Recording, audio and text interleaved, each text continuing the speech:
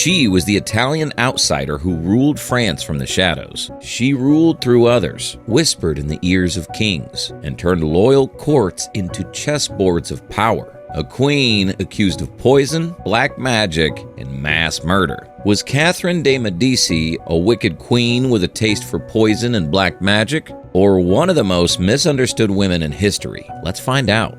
Welcome to Epic Renaissance. Today, we're diving deep into the deadly and dazzling life of Catherine de Medici, Renaissance queen, political puppet master, and maybe the real-life Cersei Lannister. Catherine was born into the most powerful banking family in Renaissance Italy, the Medici. Yes, those Medici. Banking, art, and power were in her blood. Her father was Lorenzo II de Medici, Duke of Urbino, and her mother was Madeleine de la Tour de Auvergne, a French countess. Talk about a cross-cultural power, baby. But her early life was anything but luxurious. Before Catherine could crawl, tragedy struck. Both parents died within weeks of her birth. Florence, racked by internal conflict, turned on her. Political factions saw the Medici as tyrants, and Catherine, an infant, was hidden in convents, kidnapped and held hostage more than once by hostile factions. Imagine growing up knowing your name carried both wealth and a target on your back. These early years shaped her. Power was never safe. Safety was never guaranteed. Catherine grew up in survival mode, and survival required cunning. Catherine learned early, to stay alive, you needed to be silent, to wait, be observant, strategic, and most importantly, how to plot. And that, my friends, is how you breed a queen who plays the long game. At the age of 14, Catherine was married to Prince Henry of France, the second son of King Francis I of France. Not out of love, but diplomacy. It was a political alliance. Italy's wealth for French prestige. But there was a problem. Henry didn't love Catherine. He barely tolerated her. Why? One name. Diane de Poitiers, Henry's longtime mistress, 20 years his senior. Beautiful, intelligent, commanding, and completely dominating Henry's heart and court. Catherine was sidelined, humiliated, forced to live in the shadow of her husband's lover. Diane even controlled the royal finances and dictated Catherine's wardrobe. Imagine your husband's mistress choosing your outfits. Still, Catherine kept her composure. No tantrums, no public breakdowns, just quiet patience. She knew her time would come. And then, after years of childlessness, Catherine got pregnant. How? Rumors say she visited doctors and alchemists, and that she even performed strange fertility rituals involving mule urine and ground-up gemstones. Desperate times, you know? In the end, it worked. Catherine had not one, but 10 children, 7 of whom survived infancy. She secured the Valois dynasty, ensured her place in history, and bought herself a front-row seat to power. In 1547, Henry became king. Did Catherine finally get her moment? Not really. Diane still held all the influence. Catherine smiled, nodded, and stayed just out of sight, with a queen-shaped shadow. But fate, delightfully ironic fate, had a plan. During a jousting match in 1559, King Henry took part in a jousting tournament to celebrate the marriage of their daughter, Elizabeth, to the King of Spain. King Henry had a freak accident and was struck in the face with a lance. He died 10 days later. Catherine was devastated, but also finally free. With her teenage son Francis II on the throne, Catherine became Queen Regent, France's first true Queen Regent. She positioned herself as the real power behind the throne. Catherine quickly learned that being queen isn't about crowns. It's about influence and control. And control she had in spades. Her first order of business? Evict Diane de Poitiers from court. Catherine reclaimed her status and began to reshape France. Francis II was king in name, but he was also 15, sickly, and heavily under the thumb of the ultra-Catholic Guise family. Catherine didn't trust him, so she began quietly shifting pieces on the board, balancing Protestant leaders, courting nobles, and undermining her enemies. When Francis II died in 1560, Catherine's 10-year-old son Charles IX became king. Once again, she was regent, and this time, she wasn't sharing power with anyone. Catherine ran France like a boss with a rosary in one hand and a dagger behind her back. To preserve peace, she organized talks between Protestants and Catholics. When that failed, she organized banquets. When that failed, well, stay tuned.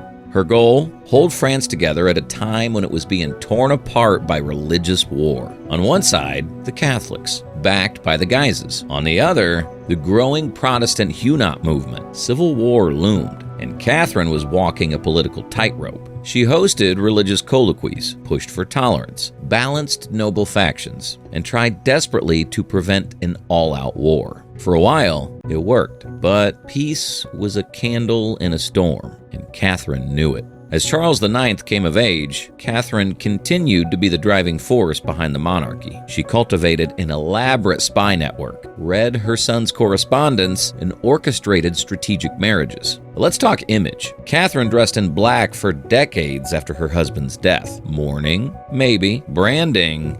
Definitely. She cultivated a persona that was equal parts grieving widow and gothic menace. Whispers of poisonings swirled around her court. Her inner circle included an astrologer, a mystic, and yes, Nostradamus. That's right, Catherine de Medici had her own court astrologer. She predicted political unrest and used the stars to plan royal assassinations. She also maintained about 80 alluring ladies-in-waiting at court, whom she allegedly used as tools to seduce courtiers for political ends. These women became known as her flying squadron. Catherine did not hesitate to use the charm of her ladies as an attraction of the court. Catherine ruled behind the throne of not one, not two, but 3 of her sons. She used spies, arranged assassinations, and manipulated nobles like a master conductor orchestrating chaos. She was the original ma-major, but instead of managing celebrity kids, she managed civil wars. All the rumors that she dabbled in black magic, poisoned her enemies, masterminded a kingdom, and wore black, all of which earned her the nickname, the Black Queen.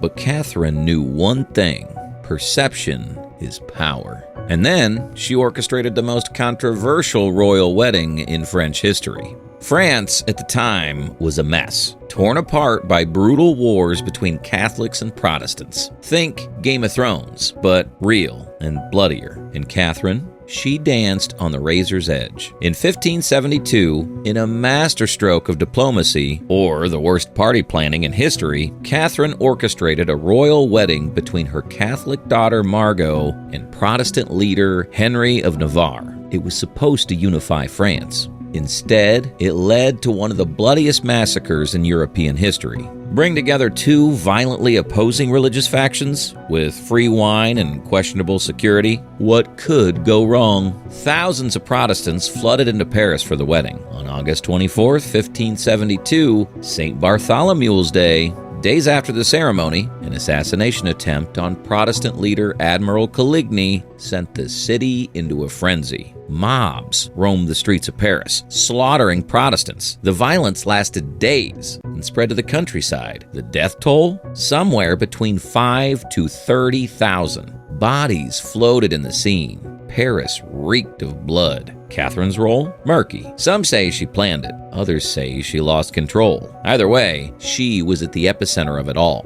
and her legacy was now stained permanently with massacre. We may never know, but it solidified her reputation as ruthless, calculating, and cold. It also marked a turning point in France's wars of religion, from cautious negotiation to outright bloodshed. After Charles IX died young and mentally broken, reportedly tormented by guilt over the massacre, Catherine's 3rd son became king, Henry III. Henry III, a brilliant, eccentric monarch who wore pearls, hosted elaborate masquerade balls and once fled the capital disguised as a monk. He was possibly bisexual and thoroughly unpopular.